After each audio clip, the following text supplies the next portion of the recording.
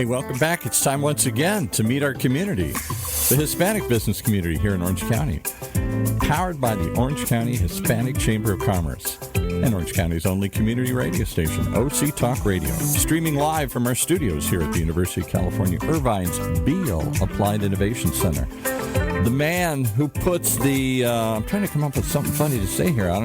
He puts the pizzazz in the show. Maybe that's it today here. That's right. I'm the man. The Flash himself. Or what were you called now? I was the Rocket. Enough about me. Let's focus on our guest today. Welcome, folks, to our community podcast show. I'm your host, John Gutierrez, Senior Vice President at the Orange County Hispanic Chamber of Commerce. We have a special guest today again here on our show. Thank you all for tuning in.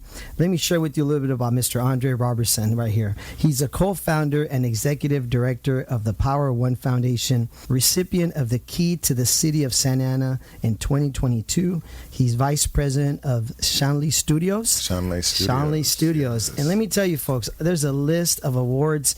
More than anything, I just want to share that they have fed 2.8 million individuals between 2020 and 2021 through their 30 locations from San Diego all the way to Northern California, and also in parts of Mexico. And so let's just welcome, first and foremost, Andre. Thank you for being here. John, thank you so much for having us and supporting the foundation and letting us get our word out to the community, because we're a community-based foundation, and it's an honor to be here with you on OC Talk Radio. Wow. You know, he sounds so shy and professional right now. Come on, Andre. I know, man. You are Mr. Energy. I got to tell you, I went to volunteer with my niece during the pandemic. It was at the Main Place Mall. Yes. I think the first time I went. And I got to tell you, I was just in awe. I mean, you had, how many lines were lined up that day of cars? We probably had up close to 5,000 cars, because we ran about 20 stations when we were distributing, so that way we can get people in, get people out really fast, and came up with a system that started to work for us. Let me tell you, that system, when I showed up, was like a working machine that, I mean, I did not stop loading into cars. It was a workout. We were sweating, yes. And it was just like 20 cars would pull up, and it was like open, their trunks were popping open. We were putting them in, yes. And it was such a great feeling as a volunteer to see the faces of the kids sitting in the cars. Obviously, because of the pandemic, we couldn't get close to them. We were all wearing masks, wearing gloves. Yes. What was that like for you? Really, we're still just coming back from it. It was definitely grueling, but it was one of the most spiritually rewarding things that I've ever done in my lifetime. And then to be able to collaborate with the community on the level that we did, because we couldn't have did it without the community. All the volunteers at one time, we had over 100 volunteers out there volunteering with us. And, at that time, everybody's supposed to be quarantined. But everybody was worried about their community. I know I was worried about the community. Who was not going to eat? Who was not going to have essential resources? And to see the community come out and join with us in this collaboration to make all these distributions happening, it was priceless. I got to tell you, if you have never volunteered, I highly suggest and recommend you go volunteer with you all or an organization somewhere else, wherever you're listening to this. Because how do you recruit 100 people during a pandemic when people are scared to be around other people? How did you do that? Well, really, it's you build it and they'll come. So for me, even when I got to the first distribution, I'm like, okay, oh Lord, I don't know if I'm going to have volunteers here. You're nervous because you've put something together that you hope the community will come out and support. But we got to the first distribution, and the community came out. So where was your first distribution? First distribution was at Magnolia Science Academy in Santa Ana. That was the first one coming out of the pandemic? First one. We had the first one, almost at a 10-mile line. And wait, did you say 10-mile line? 10-mile line. Wow. And we get a call from, I got a call from the police department, Santa Ana Police Department, like, hey, Mr. Roberson, we're going to shut you down because it's really unsafe the way the traffic's going. But I'm like, the community needs us. And they're like, no, we're not shutting you down just to shut you down. We're actually going to partner with you. We'll help you take care of the traffic and everything so that you can get these essential resources out. And that turned the curve. And then we were always putting things out there to the community like, hey, come and join us, come and join us. And then we did have a core team that I've been doing this over 16 years. And so we had a core team that was there existing. And then once the community saw, like, wait a minute, this is out there and this is making change. No, I'm not going to stay in the house. I'm going to go out here and help others who are less fortunate than me. And that's when the magic began. That's when you started to see so many people and corporations, you know, helpful Honda. Don't even start with the list, because I've seen your list, and we'll be here the whole I mean, the amount of people and kudos to all of them, by all means, you know.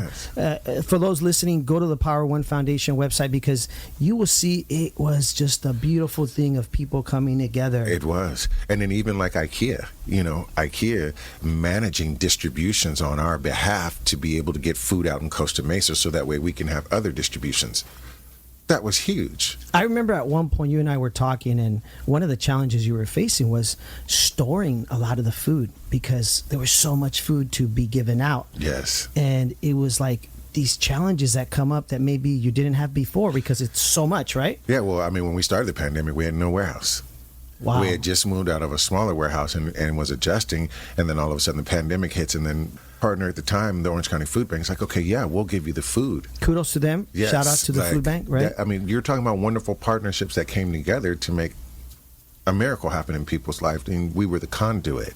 When you're looking at that, we had got introduced to Reuben Smith. Yes. Who knows everybody. Mr. Reuben Smith. He's part of our chamber. Let's tie in the Orange County Hispanic Chamber of Commerce. He's one of our advisors. He's on our advisory board. Mr. Reuben Smith, he's an attorney, right? So the Orange County Hispanic Chamber of Commerce has been helping us without even knowing they were helping us. And here Reuben is, says, hey, let me go talk to Northgate Markets. He talks to Northgate Markets. Northgate Markets says, hey, you know what? We have a store we're building in Costa Mesa, but we're not doing anything with it through the pandemic. We're going to give it to you so that way you can use it as a warehouse. Biggest blessing I ever got in my life. And I have to give a shout out to Mr. Alfonso Calderon, because he's the one that made the introduction to Reuben. And he's, you know, and he was, you know, a spiritual brother next to me, like, you know what, brother, just fly. Just jump off the cliff and fly and let God do the rest. So Northgate comes in, donates 30,000 square feet to us. Also donates refrigerated trailers to us, and at that time we couldn't even get an account, so Northgate uses their account to give us even more trailers. And then we started renting trucks from Ryder, Penske. They're supporting us, and then I saw those trucks. They were pulling in with pallets of food. I remember walking up. Trucks. Yes, I remember walking up to the one at the fairgrounds. There's these trucks just pulling up with pallets of food and pallets of food. It was something that, and I know you have video of it. Maybe it's on your guys' website. Absolutely. For those that didn't get to witness it, you mentioned earlier 16 years you've been doing this. Yes, sir. Where did it all start from? Tell us about you. I know your grandmother, right? Yes, my grandmother, my mom. About the foundation, how it got started. Yeah, Tell absolutely. us. So I was running my record label down on 4th and Main in Santa Ana on the 3rd floor. So I had a Latin radio station, gospel radio station, R&B hip hop radio station. Which is your career, right? My career, yes. You know, in movies and film and music, and running a studio. So I'm doing a studio, but people would come and ask us for food. And my mom's like, just like, this is a sign. Maybe we need to go here. So I started out rumbling through 5,000 pounds of food just to get food out in Santa Ana. And we've been from Del High Center all the way down to elementary schools, just passing out food. And from that moment, we just kept doing it. And then it started to grow. So we had Official No One Left Behind, which was the first foundation, which is still running today with my mom and my grandmother. And we just... No One Left Behind. No One Left Behind. What a name. Wow, that's such a beautiful name. Kudos to your grandmother and my your mom. mother. Yeah. And they're still running that. Still running it, because I grew up taking care of the physically and mentally challenged. That's what I do first still to this day. We take care of the physically and mentally challenged, and that's what led into going into the community. So I was born in a servitude, and that's what my grandmother taught me. She's like, you must serve in any way, capacity you can. If you see a problem, beautiful. Fix it. And so at a young age, you were already doing this while doing it in your career, but then it kind of consumed you, right? It did, because you remember they had the bus station, and they had put a lot of the homeless down at the bus station. Well, we were providing 500 meals almost a day there, cooking it out of our kitchen at the house, at the business. In downtown area there, right? 4th Street, area, that the bus old station. bus station. So we were one of the first nonprofits there, helping them, you know, get that program together, because I just passed it by, pulled in like, hey, you guys need help? And they were like, yeah, we really do. We need all these meals. And then my mom had already started collecting food from Chipotle, Pizza Hut, Season 52. So they already had started donating food to us. And since we served over 24 people in our homes, we knew how to do bulk food. So we started fixing these plates, picking the food up, putting it in our pots and pans, taking it to the bus station, and me, my mom, and other volunteers would come. And wait, this started from your home? This started from my home. In your house? Yes. You guys are like food there, Yes. organizing it? Wow. Yes. So from that, it was just like, okay, what else could we do? And then the type of person I am in the entertainment industry, I'm like, oh, how can we do it bigger and better? You know, and so that's where my brain went. And then so that's where I started Power of One. My mom's like, you know, you're not going to be successful till you really do it on your own. Power of One is your key. And I never listened to her. Then the pandemic starts to roll around, and I get a vision from God, like, you need to go out and feed people. And everybody around me is mad, like, no, you need to stay home. This virus is deadly. The fear factor. Yeah, and I was like, you know what? No, I'm stepping out on faith. This is what I'm supposed to do. One of the best decisions I ever made in my life. Wow. And so that is where Power One Foundation really was established. Yes, 2019, right before the pandemic. And here I am thinking I'm about to take my entertainment savvy and put this in and do something totally different. No, and then the pandemic hits, and okay, your marching orders are set. So what happened to your entertainment that you were doing? What, it just kind of got put on hold? It got put on hold because I was planning concerts, movies to be filmed and different things because I'm on the producing side as well as an actor in front of the camera. And it just got put on hold. So what I did was take the time in that time to just develop the music, develop the screenplays and different things that I was working on. And then I fast forward toward the last part of the major crunch of the pandemic. I get introduced to someone who says, hey, I need a vice president for my movie studio. You're the perfect person. So doing all that homework, feeding people, and being there for the community led to a blessing for myself. The reason why I touched on your career, and it's so important, is because we're going to talk about how it all tied in later. Yes. Right? Share with us some of the amazing things you're doing now with some big names, some celebrities, some big name banda MS, right? Yeah. Snoop Doggy Dogg. Share with us about that. So in 2021, our vice president in the foundation, Sarah Jaime, was actually in close relationship with a lot of Latin bands. So she had a relationship to connect to Banda MS. So in 2021, we were able to do a concert with Banda MS Live Nation down in San Diego, where $2 from every ticket was donated to our foundation to be able to put back into the efforts. And we were able to create October 10th Banda MS Day in San Diego every year. And so that led me to believe, like, okay, how as a foundation am I going to be able to raise money? And I didn't want to do it in the traditional ways because I'm from entertainment. And I'm related, not related, I'm connected with a lot of key artists that make waves in this industry but have a voice. And so for me, I was like, okay, I need to put a tour together that covers the main theme of what we're doing. And then all the violence and different things started happening. So I was like, okay, we need to stop the violence tour.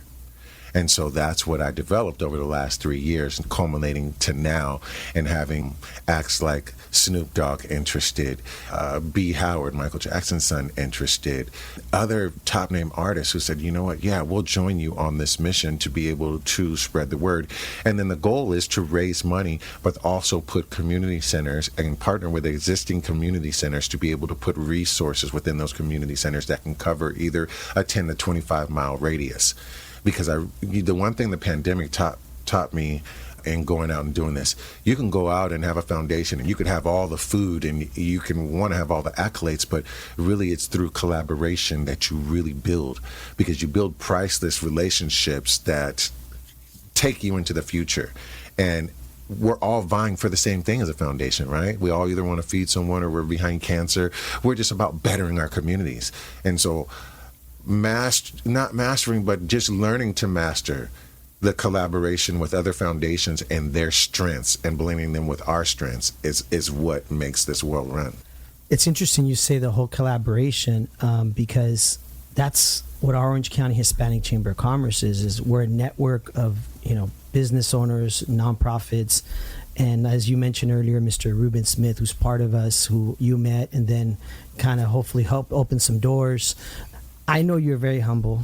I know you don't like to talk about these things, but I mean, you were California Nonprofit of the Year for 2020. That's huge. You were inducted into the Congress as a foundation, yes. Right? You also received the key to the city of Santa Ana, yes, which is a huge award. I was there present at that event. Congratulations. Yes, thank you so much. What does that mean from and I know you're very humble. You don't like to talk about these things, but what does that mean for you as far as like how fast things have gone and obviously the pandemic? Share with us a little bit about that whole experience. For us, getting inducted into Congress by Congressman Luke Correa and having his representatives like Gabby Lemus in the community, seeing boots on the ground, what we're doing. Senator Tom Umberg, Nonprofit of the Year, Supervisor Katrina Foley giving us Nonprofit of the Year from her mayor standpoint from when she was mayor. Those recognitions just really let me know that 16 years of doing this, because with these two hands, I've fed over 11 million people. 11 million people. Wow. With my family. And by the way, I'm looking at your hands, and I know you're made to do work. You were a basketball player in your life, right? You got basketball, football, track. Yes, you're sir. 6 foot. What is it? 6'4". Yes. 6'4". We were just talking about the whole. You and Paul here, our producer. You're competing on who has a bigger shoe size. He's 14. You're 15. Yes, sir. Before the show started, that was really cool. Share with me a little bit about your wife, right? Newlyweds, right? Yeah, Congratulations. Yes, absolutely. Because she's a big part of all this. She is. So, about 10 years ago, here I am, doing this at our old warehouse and moving this food that I've been doing for so long. Met her when I was working with Donnie B. Lord, Michael Jackson's protege in the entertainment industry, and met her, and we were friends for a long time. And she saw what I was doing. I was like, wow, she's coming in and she's lifting boxes out the freezer and lifting all this heavy stuff. And I'm like, okay, wow. Like, wow. Oh, I might have somebody that can really run with me. And you never want to pressure somebody into something you love. Exactly. But she came in with an open heart, and just herself, she loves community. Yes. She owes a lot of love in her heart. So once she started really blending with me in the foundation and just working with me, not with me, not dating, nothing, just working with me, I really saw different qualities in her that I'm like, wow, she really loves people. You blend these two together and you create something. So she started helping me and my family with Official No One Left Behind, and I saw her fall in love with community. And she had done and in that process, you fell in love with her. Yeah, we fell in love with each other. Yes. And because I mean, I've been married 16 years, and I know what it's like. You got to have the same vision, or the same heart, right? I mean, that's so beautiful. When I would go to volunteer with you guys, I saw how you guys were all like on the same page. It's like a team. Like, yes. As you know, you played basketball, you played sports, it's a team. Right? It's that team concept. And it's like, you're quarterback and running back or whatever you want to call it on the team. But you guys are like, it's beautiful to see how well you two work together. Yeah, it was really a miracle, because, we were basically thrust into something during the pandemic, and that could either break two people or it could either bring you closer. But we found ways. Now, there were days we drove each other crazy, because I'm not easy to work with. Come on, Andre. I'm not easy to work with. So, I think all men are like that. Yeah. We're very easy to work with. Come on now. But we navigated it through. I was like, okay, yes. Cool. I'm going to take the physical section. You take the business section. I'll give you some of my business savvy. And shoot, she learned how to make websites. She learned how to market. Yeah. And these were all things that I knew how to do. But I'm like, I can't do everything. Exactly. And she rose up to the occasion, and you see our front face, and you're like, okay, wow. And then the coordinating of all these events, toy drives, and these are all things we learned during that pandemic. Okay, how do we have 5,000 people come through, and we're doing business with IKEA, Orange County Fairgrounds? They, their business is flush, so you can't come in there not knowing what you're doing. Exactly. And so that was a real fun dynamic to really experience with our partnership. That's beautiful. I know you recently got married, so congratulations on behalf of all of us. And I think, am I allowed to share? Oh, definitely allowed to share, because it's out there. So you're expecting, right? Yes, expecting. Congratulations. Yeah, it's crazy. You go feed people, and then you get to 21. 21's like a year, and then 22 is like, okay, God starts saying, okay, well, this year you're going to have this and this, and you're going to do this, and you're still going to help the community. Yes. So it's been a blessing of a year. Congratulations. That's beautiful. And you mentioned the toy drive. I was there that day, and I volunteered, and we were all part of it, and I got to tell you, share with us, that toy drive was the cars. I mean, how many cars went through that toy drive that we did that one time? That one time we must have had about like 2,000 that came through. 2,000 cars for that toy drive. Yeah. That was another beautiful sight to see. You had a lot of partnerships in there. Yes. I know my nephews performed that day. Yeah, those. Come on, those in the house. Come on, they wrecked shop that day. Yes. Everybody in the cars was like, who is that? Yeah, that was really cool that they came out and they sang and they performed. But for me, it was another. And the Chambers donated toys. Come on, you blessed us with so many toys that took us over the hump. That came from our toy drive that we do every year through the chamber and through my foundation, and we had some extra toys, and we're fortunate to be able to give you all some toys. So that's great. Personally, myself, I just want to say thank you from the bottom of my heart, and I think from a lot of the people that I grew up in Santa Ana. I mean, Santa Ana is dear to my heart, and so to be at these events that you guys are doing and to see the smiles in the kids and the blessings in the families, it's priceless, and kudos to everything you're doing. I know we only have a few minutes left. I told you it goes by so fast. We're having fun. I know you're also helping Mexico, right? Yes. Share with us a little bit about that, please. So getting introduced to Mexico and then taking the helm myself and saying, you know what, this is something I personally want to do and continue and be there. So going there now over 6 years now, we've been able to donate over 3 million pounds of resources over into Mexico. That's awesome. We have an orphanage in the Valle. We have a school right there that helps the indigenous right there in TJ. We've partnered up with different Rotary clubs. We also have a second foundation there, RJC Foundation, which Sarah Jaime put me in, that introduced me to a different side of going into Mexico. And then now, through our partnerships there, we're starting Power of One Mexico, so that way we can be formally there and be able to drive our trucks and resources over there. But we've had help from companies like Vaso King, who we had over 3,000 gallons of paint donated to us that they picked up and took over there to be able to help paint different schools and orphanages in Mexico. So it's been a fun ride, and it's continuing to build. That's awesome. So that's really exciting, and Mexico's just opened up and been welcoming. Wow. I got to tell you, man, it's a blessing everything you're doing. Thank you so much. I know you have a lot of moving projects. Where can people go to volunteer, to find you guys, to be a part of all these things you're doing? Where can they find you, please? So you can go to poweronefoundation.org, and then you can sign up for our newsletter as well, because we're putting things out monthly. And since this year has been, life has taken over, we've been reorganizing and getting those things together. But all the volunteer opportunities are on our website. We make it very streamlined for people to come, and we also have a partner like Volunteer Network, where you can go into Volunteer Network and see different activities where you can volunteer that are even outside of Power of One, because we're doing amazing work, but there's so many people and so many foundations like us doing amazing work. So we try to spread everything out so everybody can find opportunities that are right for them to volunteer. But please, for all money, come to volunteer with Power of One. We like to make it fun. We put our DJs out there. We have Jessica Pastry Heaven out there serving food all the time. You see how we do. We make it fun for us to be able to be there for the community. Yeah, that's cool that you guys have a DJ. You guys definitely take care of your volunteers. So anyone listening, and we'll share this with our chamber, we'll share with our youth chamber. Please go out and visit Power One Foundation website. Also, you have an Instagram. Go find them there. Facebook. Connect with Andre. Connect with us if you need to reach Andre. Congratulations. Thank you for all you have done, all the awards. It's just what a blessing. And anything we can do for you, we're here for you on behalf of the Orange County Hispanic Chamber of Commerce. And thank you so much for being on the show. Anything last words before we leave here? For me, Power One has done a lot, but without partners like the chambers and other partners that stepped up to really build us up to who we are, we wouldn't be here. So thank you to the community and all the businesses and other foundations that partnered with us to create this big outreach that will continue until we can't do it anymore. Well, almost 3 million during the pandemic fed, and 11 million throughout your lifetime. Thank you so much, Andre, for being here, folks.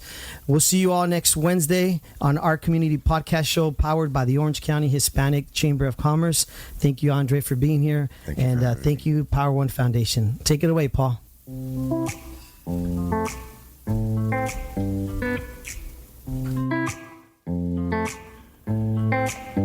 Wow, a lot to take in today. Amazing people doing some incredible things. which is why you got to come back each and every week to meet our community, the Hispanic business community here in Orange County. Powered by the Orange County Hispanic Chamber of Commerce and Orange County's only community radio station, OC Talk Radio. Streaming live from our studios here at the University of California, Irvine's Beale Applied Innovation Center.